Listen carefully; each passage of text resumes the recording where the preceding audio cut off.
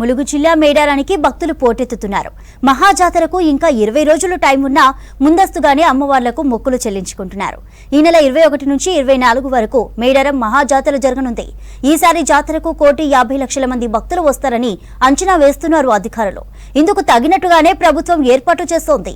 ఆదివాసీ సాంప్రదాయాలకు అనుగుణంగా భక్తులకు ఇబ్బందులు కలగకుండా అన్ని సౌకర్యాలను కార్యక్రమాలు చేపట్టామంటున్న కలెక్టర్ ఇలా త్రిపాఠితో కృష్ణమోహన్ ఫేస్ టు ఫేస్. కోట్లాది మంది భక్తులు కొంగు బంగారమైన సమ్మక్క సారలమ్మ జాతరలో ప్రధాన ఘట్టం సారలమ్మ సమ్మక్క వనం నుంచి జనంలోకి రావడంతో స్టార్ట్ అవుతుంది. ఎలాంటి గుడి కానీ విగ్రహ ఆరాధన కానీ ఏమీ ఉండవు. కేవలం నమ్మకంతో జరిగే ఒక జాతరగా మనం చెప్పుకోవచ్చు. ఆసియాలోనే అతిపెద్ద జాతర. అయితే ఈ జాతరకు వచ్చే భక్తులకు సంబంధించి గద్దెల దగ్గర ఉన్నటువంటి దగ్గర బెల్లంగా పిలుచుకునే బంగారంగా పిలుస్తారు. బెల్లం సమర్పించడం అనేది మొక్కుల్లో ప్రధానమైనటువంటిది. అయితే ప్రస్తుతం మనతోటి కలెక్టర్ ఉన్నారు. కలెక్టర్ తోటి మాట్లాడదాం. సమ్మక్క గద్దె మీద ఎలా ఉండబోతుంది, సారలమ్మ గద్దె మీద ఎలా ఉండబోతుంది, తర్వాత వచ్చే పబ్లిక్ ఫెసిలిటీస్కు సంబంధించి ఏ విధంగా చెబుతున్నారో చెప్దాం. మేడం, ఇప్పటికే ముందస్తు మొక్కుల కోసం అయితే వచ్చేస్తున్నారు. ప్రజెంట్ అయితే సమ్మక్క గద్దె దగ్గర కావచ్చు, సారలమ్మ గద్దె దగ్గర కావచ్చు, మీకు పూజారులు కూడా వాళ్ళ ఆచార వ్యవహారాలకు సంబంధించి కూడా మీకు ఫీడ్బ్యాక్ ఇస్తారు. దాని ప్రకారమే చేస్తారు. ఈసారి జాతరకు క్రౌడ్ ఎంత వస్తుందని అంచనా వేస్తున్నారు. తర్వాత వాళ్ళ సాంప్రదాయాలను దాన్ని కూడా ఫేస్ చేసుకుంటే ఎట్లాంటి ఏర్పాటు జరుగుతుంది?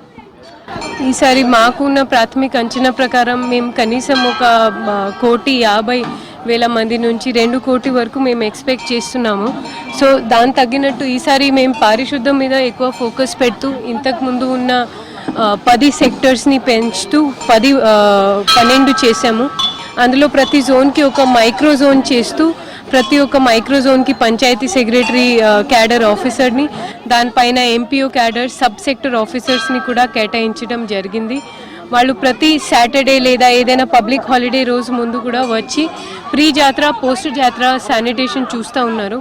దాంతోపాటు ఇప్పుడు మనకి శానిటేషన్ షెడ్స్ కూడా ఇక్కడ అక్కడ ఏర్పాటు చేయడం జరిగింది. అందులో ఏదైనా బ్లీచింగ్ పౌడర్ పారిశుద్ధం సంబంధించిన సామాను ఉంటే అది కూడా వాళ్ళు ఎప్పటికప్పుడుకి ఇది గద్దెల్ని శుభ్రం చేస్తూ ఉన్నారు. సార్, మేడం, మనం అయితే సమ్మక్క గద్దెల దగ్గరకు వచ్చాం.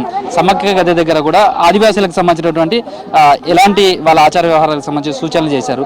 ఈ గద్దె దగ్గరకు వచ్చేసరికి అమ్మవారి చుట్టూ ఇలా వెళ్ళిపోయి భక్తులు వెళ్ళాలనుకుంటారు. వాళ్ళు బంగారంగా పిలుచుకునే మొక్కు బెల్లంను విసిరేస్తుంటారు. ఇక్కడికే వాళ్ళకు సంబంధించినటువంటిది ఇక్కడ ఈ గద్దెల దగ్గర ఎలాంటి ఏర్పాట్లు కానీ ఇవన్నీ చేశారు?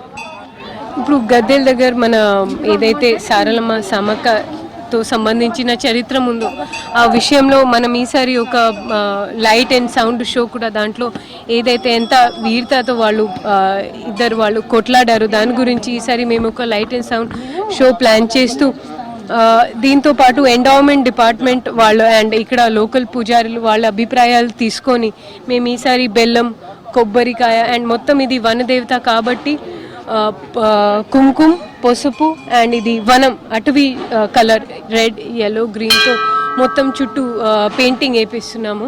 దాంతోపాటు మనకి ఈసారి టెక్స్టైల్ ఏదైతే గిరిజన యొక్క సంప్రదాయం వాళ్ళ భాష వాళ్ళ భోజనం గురించి మేము గిరిజన్ ట్రైబల్ మ్యూజియంలో అక్కడ కూడా ఈసారి ఒక టెక్స్టైల్ పెవిలియన్ కూడా ప్లాన్ చేస్తున్నాము.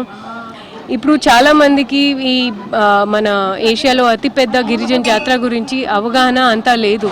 సో ఆ చరిత్రం గురించి మేము ఒక డాక్యుమెంటరీ కూడా మన ఐఎన్పిఆర్ డిపార్ట్మెంట్లో ఆధారంలో ప్లాన్ చేస్తున్నాము.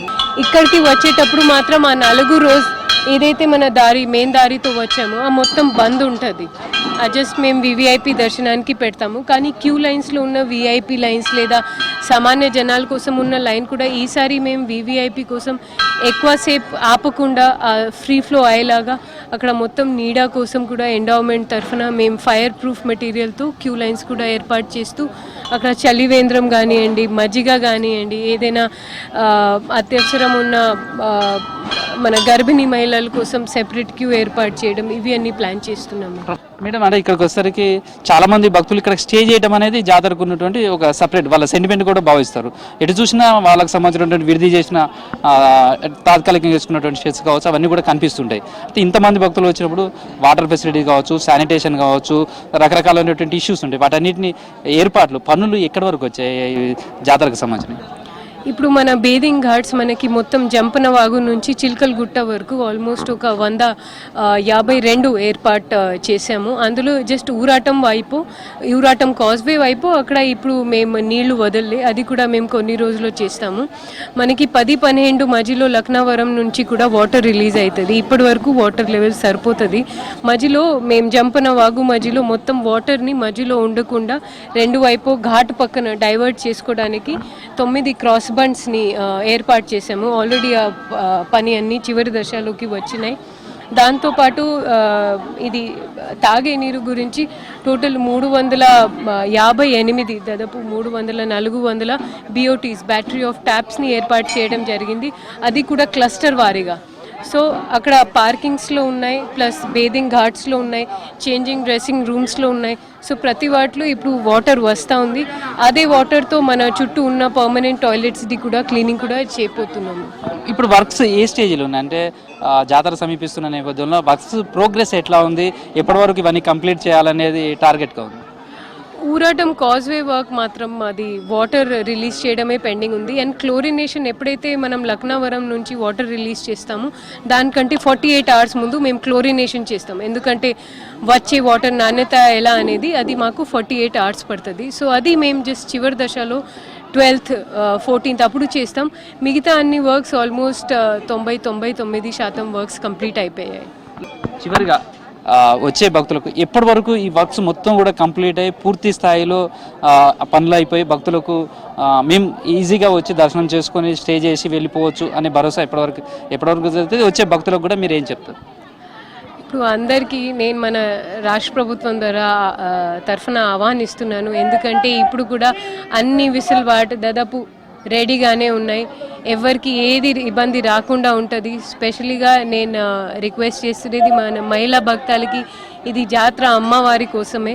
సో వాళ్ళు తప్పకుండా రావాలి, తల్లి రావాలి, చుట్టుపక్కలని తీసుకొని రావాలి. ఇది ప్రస్తుతం మనం చూసాం కదా, 2 గద్దెలకు సంబంధించి ఇటు ప్రధానమైనటువంటి సమ్మక్కకు సంబంధించి కావచ్చు, ఇటు సారలమ్మ గద్దె, అదేవిధంగా పగడెద్దురాజు గద్దె, అదేవిధంగా గోవిందరాజులకు సంబంధించినటువంటి గద్దెల దగ్గర కూడా అన్ని ఏర్పాట్లన్నీ కూడా చేస్తున్నాం. ఇక్కడికి వచ్చే భక్తులు గద్దెలను ఖచ్చితంగా దర్శనం చేసుకుని తమ మొక్కులు చెల్లించుకునే విధంగా ఏర్పాట్లన్నీ కూడా చేస్తున్నాం. వచ్చినటువంటి భక్తులకు ఎలాంటి ఇబ్బందులు లేకుండా కూడా కావాల్సిన ఏర్పాట్లన్నీ కూడా పకడ్బందీగా చేస్తున్నామని కలెక్టర్ ఇలా త్రిపాఠి చెప్తున్నారు.